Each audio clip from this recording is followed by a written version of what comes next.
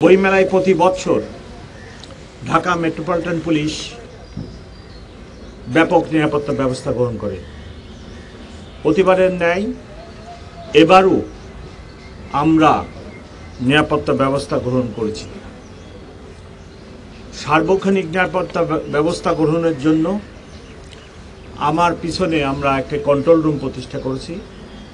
এইখানে সার্বক্ষণিকভাবে আমাদের অফিসাররা থাকবে এবং রাত্রেও আমাদের সিনিয়র অফিসার এখানে অবস্থান করবেন।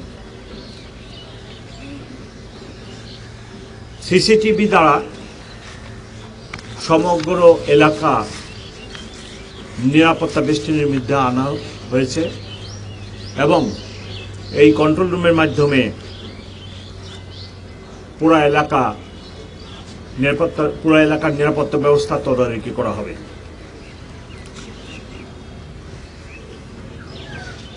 আমাদের ব্যাপক সংখ্যক অফিসার সার্বক্ষণিকভাবে নিয়োজিত থাকবে। তদারকিতে সিনিয়র অফিসার থাকবেন, বিশেষ করে ঢাকা মেট্রোপলিটন পুলিশের রমনা বিভাগের ডিসি সার্বক্ষণিকভাবে নিরাপত্তা ব্যবস্থা তদারকি করবেন। ঢাকা মেট্রোপলিটন পুলিশের বাইরেও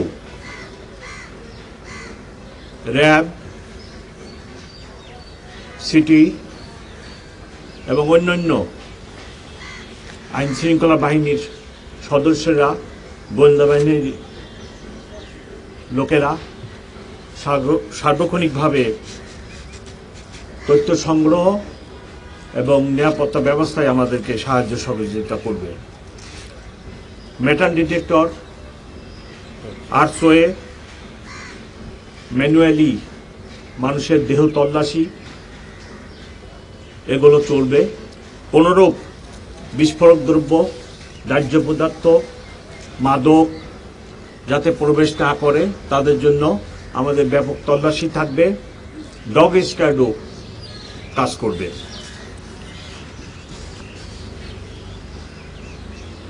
মেলায় আগত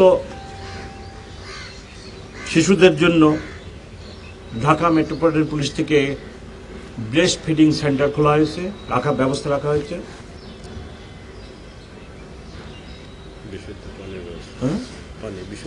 বিশুদ্ধ পানির ব্যবস্থা করা হয়েছে। এবার প্রথমবারের মতো টিএসসি থেকে দোয়েল চত্বর এই জায়গাটা ট্রাফিক সব সময় বন্ধ থাকবে না। আমরা মানুষের দর্শনার্থীদের উপস্থিতির উপর নির্ভর করে কখনো এই জায়গাটা ট্রাফিকিংয়ের জন্য খোলা রাখবো, কখনো বন্ধ রাখবো। কারণ এটি একটি গুরুত্বপূর্ণ পথ। অথবা মেলায় যারা আসবেন, টিএসসিতে যদি আগত মহিলা শিশুদের নেমে এখানে হাঁটে আসতে হয় তাহলে অনেক কষ্টকর হতে পারে। সেই জন্য অনেক সময় বন্ধ রাখবো এবং খোলাও রাখবো।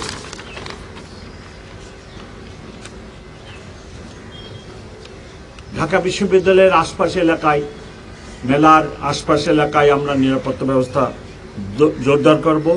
রাত্রে সার্চ লাইটের ব্যবস্থা করা হয়েছে যাতে করে কোনো দুর্ঘটনা যেটাই হোক আমাদের নিয়ন্ত্রণে থাকে।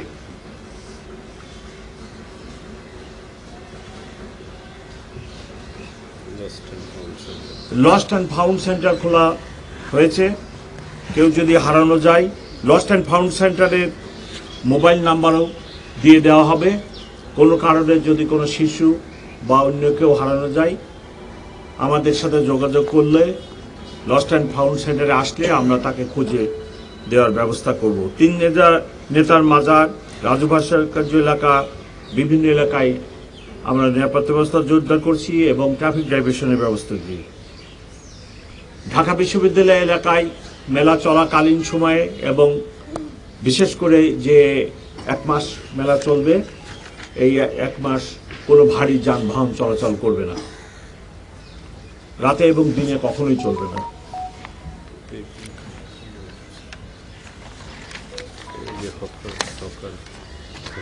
হকারদের ব্যাপারে আমরা অনুরোধ করব কোনোভাবেই জন্য যাচ্ছে তাই ভাবে যেখানে সেখানে হকাররা না বসে এবং উচ্ছৃঙ্খল কোনো কর্মকাণ্ডে হকাররা লিপ্ত না হয়। ফুড কোর্ট আছে, চা পানির জন্য আলাদা ব্যবস্থা আছে, এদিকে করা হয়েছে। দর্শনার্থীরা সেখানে যাবেন এবং যারা চা কফি খাবেন। তবে আমি রিকোয়েস্ট করব যারা ফুড কোর্টের ব্যবস্থাপনায় আছে অবশ্যই বাণিজ্য মেলা বা অন্যান্য জায়গায় যে গলা কাটার দাম নেওয়া হয় এটা যেন না হয়। আমার অভিজ্ঞতা মতে এবং আপনাদের অভিজ্ঞতা আছে যে বাণিজ্য মেলায় হোটেলগুলা এবং ফুড কোর্টগুলোতে খাদ্যদ্রব্যের দাম 3 গুণ আদায় করা হয়, যেটা ঠিক না। আমি আমার অফিসারদেরকেও রিকোয়েস্ট করব এই দিকে যেন খেয়াল রাখে। একটা জিনিসের দাম, এক কপির দাম যদি কথার কথা 5 টাকা হয়, 7 টাকা নিতে পারে, 6 টাকা নিতে পারে। 5 টাকার জিনিস 15 টাকা নিবে মেলা উপলক্ষে, সেটা তো গ্রহণযোগ্য না। বাণিজ্য মেলায় প্রতি বছরই আমি এইটা লক্ষ্য করেছি। এর জন্য অনেক সরকারের অনেক ডিপার্টমেন্টও আছে, বাজার দর ডিপার্টমেন্ট আছে। আমি তাদেরকেও রিকোয়েস্ট করব যে এইদিকে খেয়াল রাখবে। 5 টাকার জিনিস কোনোভাবেই 15 টাকা 20 টাকা দর্শনার্থীদের থেকে নিবে এবং এটা নিয়ে অনেক ঘটনাও হয়ে যায়। সেখানে ছোট ছোট ঘটনা হয়, তর্ক বিতর্কের সৃষ্টি হয়। আমি আমার কলিগদেরকেও রিকোয়েস্ট করতেছি এবং যারা অন্য ডিপার্টমেন্ট আছে তারা জন্য এদিকে খেয়াল রাখে। আপনারা জানেন এটি একটি রুটিন প্রোগ্রাম ঢাকা মেট্রোপলিটন পুলিশের জন্য।